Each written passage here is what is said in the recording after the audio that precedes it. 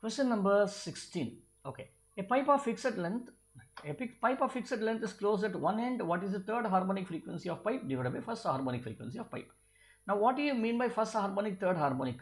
See, in case of a closed pipe, you had only odd harmonics, right?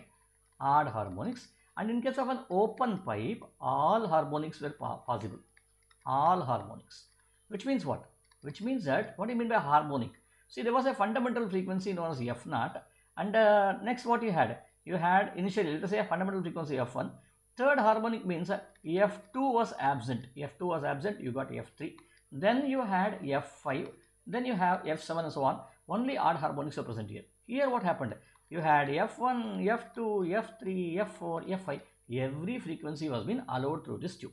Okay, now how do you relate these two? See, first harmonic, if I take this as F over here, second harmonic is 2 times F, third harmonic is 3 times F, and so on. Okay, so therefore, if I take, based on this reasoning, if I take this value, what is third harmonic? 3 times F. And what is first harmonic? F itself. So the ratio would be 3 over here. Answer should be C. Okay, very simple question.